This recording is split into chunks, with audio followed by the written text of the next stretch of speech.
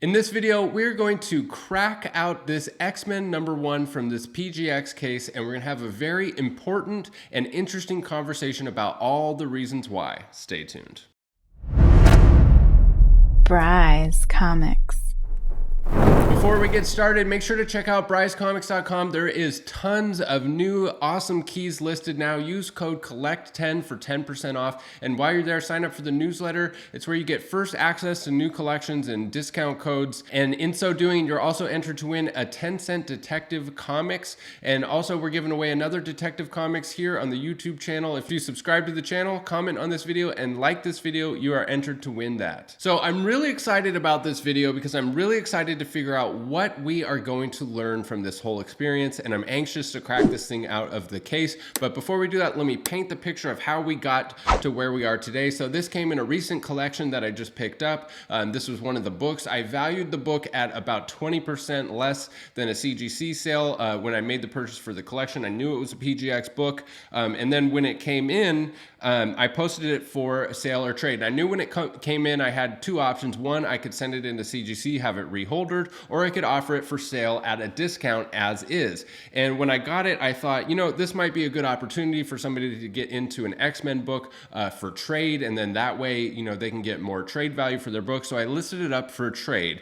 And then I took a closer look at the book, and I was actually having a conversation with somebody who was interested in the trade, and we were taking a closer look at it, and we started to suspect that this was potentially a restored book. So I thought the only thing to do is to take it off the site. I can't sell this through the site. I can't do a trade for this book, because if they cross it over and it comes back restored, then I'm going to have to do the honorable thing and do some kind of refund, which has caused me to evaluate my stance on PGX books overall, because this is the first time I've had a large grail come through that was PGX graded. And from now on, I am no longer going to sell or accept PGX graded books. And we'll get more into that at the end of this video. And so at this point, the seller had actually requested a paper check for his collection. He hadn't got the check yet. So I contacted the seller and said that, you know, I actually suspect that this book is restored. It appears to be restored. So I can't actually buy this from you because there's no way I can sell it through my shop. I can help you cross it over to CGC, and then we can renegotiate, you know, and figure out at that point if you want. But at the current time, you know, I can either send this book back to you, or I can help you with the process of having it resubmitted to CGC. He was totally cool about it. He totally agreed. He said, yeah, I don't want to be involved. You know, if you think it's restored, I don't want to sell it restored. Let's cross it over to CGC. So that's what we're going to do next. And first, let me just show you what I'm talking about for the restoration. I'll put a picture up on the screen here. The part in question is over by the staples. And as you can see at that top staple there is a rust line that is from a staple. And so what it appears to be, if you look really closely at it, like you can't see any exact holes. It looks like a weird scrape going by the staple. And so, you know, I was talking to a bunch of buddies. I'm like, how do you think this could happen? You know, is it possible that it's not restored? But the thing that seems most likely is that the staples were removed, cleaned, and reattached. So that is technically restoration to, you know, clean the staples. It also looks like potentially they covered up the holes with like epoxy or something like that to make it look like, you know, a little bit better, that there's not just big holes there. So we are going to crack this out, and then stay tuned to the end of the video because we're going to have a really interesting conversation about the history of PGX certifying restored books as unrestored, the ethics behind selling PGX books. The seller who I bought this from bought it from a reputable seller who advertised this book as unrestored, which is kind of weird. Why would you even delineate that a book that's certified unrestored? Why would you sell it as unrestored? It's just kind of strange. But, you know, can a shop ethically sell a PGX graded book? It's not as black and white as you might think as far as, you know, a shop selling a PGX certified book. And we'll get more into that in just a moment, but let's crack this book open and take a real close look at this X-Men 1. So the first thing I'm going to do here is just crack it out. I'm just going to use my fingernails and the bottom of the slab case here. Yep. Pops right open with just my fingernails. So now that I have it cracked at the bottom, we'll just continue to crack it off at the top, and as you can see, it just pops right open. A lot easier to open than a CGC case. CGC case, you need actual tools and stuff. So here it is inside of the case. You have an inner well, just like, you know, other graded books. You've got a PGX certified sticker here that's a little hollow foil. So now we'll use a really sharp brand new blade to cut the inner well and remove the actual comic. I was considering using gloves, but it is really cold here in my shop right now. My hands are absolutely completely clean. Sometimes you don't actually need to use gloves. Sometimes they're great. A couple examples of when it's good to use them, when it's not good to use them. When it's good to use them is if it's a modern book with like a full foil cover or a metal cover. You definitely want to use gloves because even if your hands are clean with those foil and metal covers, they're going to pick up fingerprints. But with an old Silver Age or Golden Age book that's delicate because it's low grade, you're not as worried about putting fingerprints on it, and if your hands are clean, you're probably not going to put fingerprints on it anyways. And sometimes the bulkiness of the glove can actually make you fumble with the book a little bit more, or have you lose the tactileness of your fingers, and so it could be actually more dangerous to handle an older, you know, low grade book like this with gloves. So I'm not going to use gloves in this situation. So now I'm going to cut this line and this line so I can just lift the book right out, because I don't like pulling the book out of an inner well because you could snag a corner.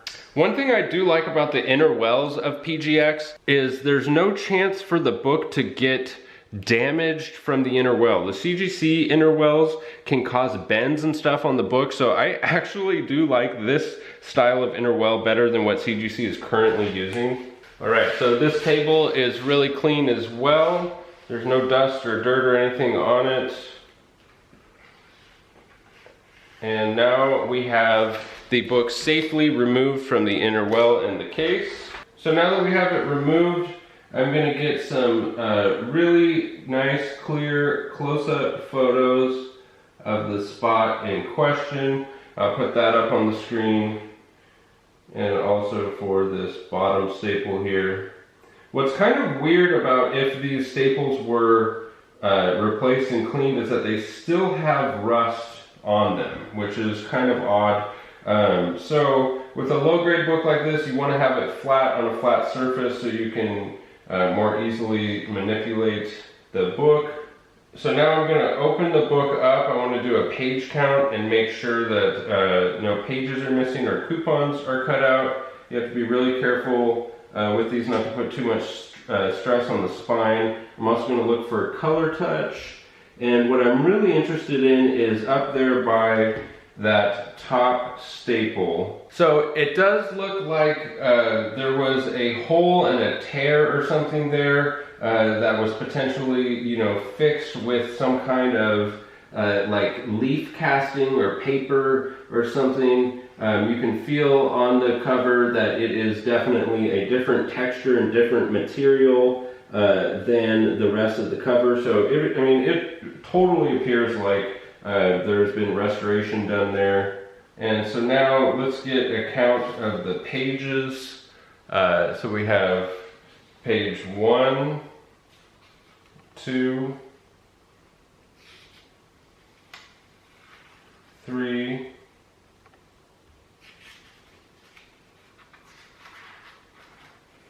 4, 5, 6, 7, 8. So now we should be at the centerfold, and we are. So to me it definitely looks like the staples were removed and put back through. The holes are a little bit, you know, widened, and it also appears that maybe the top staple was completely detached, and that's why they did like the leaf casting and reattached it. So now we should get 8 more pages here. So we have 1. So yeah, here on this first page you can see that the page is actually detached, which makes me wonder if this centerfold was married, if it was just a completely different centerfold than the original one. It does kind of appear that possibly even the centerfold is married, that it's not the same centerfold that came with the original book. The page quality is slightly a different color, so it's possible that the centerfold was added in as well. So we should have 8 pages though. 1, 2, 3,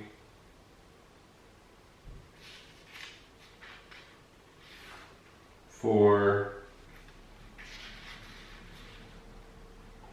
5,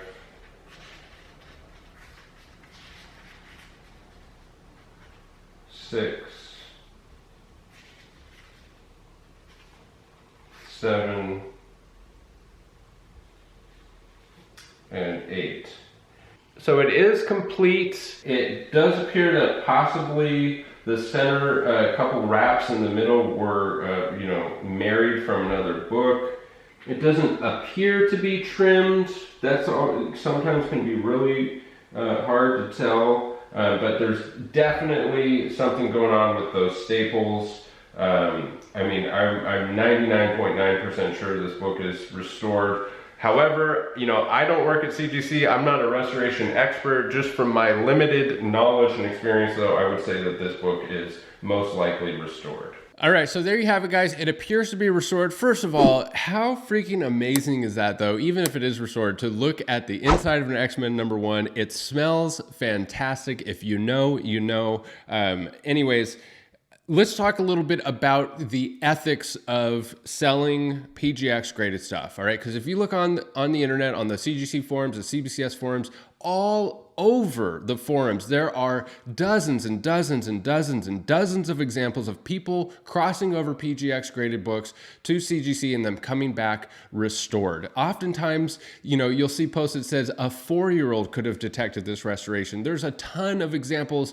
of them grading books that are qualified or missing pages altogether. It's like they didn't even open the inside of the book and them coming back, missing pages, qualified, things of that nature. So from a dealer standpoint, I don't think it's ethical to sell PGX graded books. Like, I don't want my name associated with it. I'm not gonna buy or sell them at all anymore. Period. I'm done with it. If there's PGX books in a collection that comes in, I'm just gonna say, you know what, you can hold on to those. I'm not interested at any price. I was gonna say, maybe as a buyer, you could buy a PGX graded book if you could get it at a grade lower and the restored price. So if this was a 3.0 PGX, if you could get it for the price of a 2.0 restored CGC, then maybe it's worth the risk. But then it's like, no, that's not even good either. First of all, you're not going to find it at that price. Nobody's going to sell a PGX, blue label PGX at a grade lower and restored.